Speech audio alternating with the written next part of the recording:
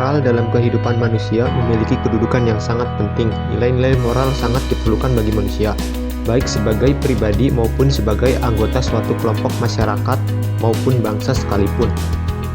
Peradaban suatu bangsa dapat dinilai melalui karakter moral masyarakatnya.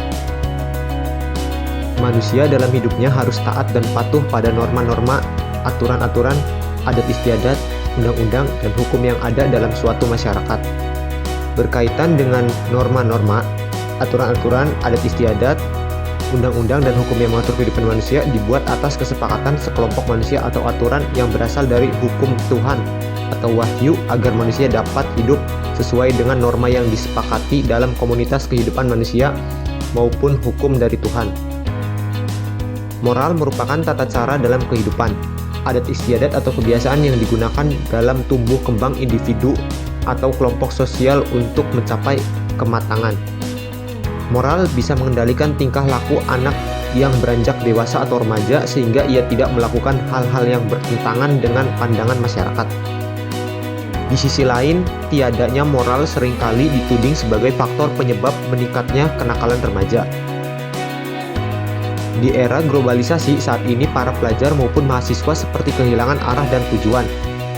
Mereka terjebak pada lingkaran dampak globalisasi yang lebih mengedepankan sikap tidak peduli akan tetapi lebih mengarah pada sifat anarkisme. Bahkan banyak masyarakat yang menganggap generasi muda sekarang ini tidak memberikan pengaruh positif sebagai orang yang terpelajar. Sistem pendidikan kita selama ini masih lebih menitik beratkan pada penguasaan kognitif akademis, sementara efektif dan psikomotorik bukan menjadi prioritas lagi, padahal nilai tersebut sangat penting dalam membentuk pribadi sang anak sehingga pada akhirnya menjadi pribadi yang miskin tata krama, sopan santun, dan etika moral. Faktor dari kemajuan teknologi dan informasi serta masuknya pengaruh kebudayaan barat yang masuk ke Indonesia secara bebas menyebabkan kemerosotan moral para generasi muda saat ini.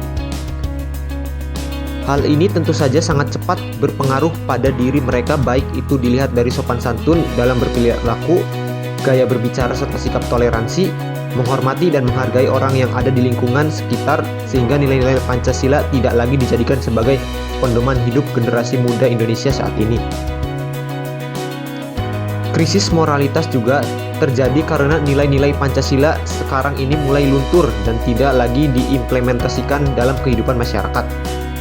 Ini terjadi karena generasi kita sendiri tidak memiliki pedoman dasar, baik itu dari pola asuh dari orang tua, pola berpikir sesaat mereka yang tidak memikirkan akibat buruk yang akan terjadi setelahnya, kestabilan emosi yang masih sangat rentan, pembelajaran dan sosialisasi tentang kehidupan dan akhlak remaja pun masih kurang, dan kurangnya kesadaran dari mereka sendiri untuk menjadi lebih baik. Sehingga hal inilah yang seharusnya mampu dijadikan acuan bagi pendidik, baik orang tua maupun guru di sekolah, dan didukung oleh pemerintah untuk dapat memberikan pembelajaran di sekolah dan sosialisasi kepada generasi muda dalam menghadapi kemajuan zaman dengan tujuan agar mereka mampu membentengi dari hal-hal negatif yang dapat menjerumuskan mereka. Pancasila yang seharusnya dapat dijadikan sebagai pedoman hidup dan filsafat bangsa akan tetapi kini hanya sebagai semboyan belaka. Dengan hilangnya peran Pancasila sebagai pedoman hidup, maka banyak orang di masa kini dalam bertindak sudah tidak mengindahkan asas ketuhanan, kemanusiaan, persatuan, kerakyatan, dan keadilan. Jati diri bangsa Indonesia seolah mulai luntur sehingga timbul perilaku amoral yang merugikan orang lain dan membuat semakin terpuruknya negeri ini. Indonesia pada saat ini dihadapkan pada permasalahan krisis moralitas. Krisis moralitas ini terlihat dari kurangnya kesadaran para remaja tentang arti nilai moral itu sendiri. Masa remaja merupakan masa di mana usia mereka menjadi tonggak awal sejauh mana mereka mampu mengontrol sikap dan perilaku dalam lingkungan masyarakat. Akan tetapi hal ini tidak disadari oleh sebagian dari mereka untuk berperilaku layaknya seorang pelajar di lingkungannya.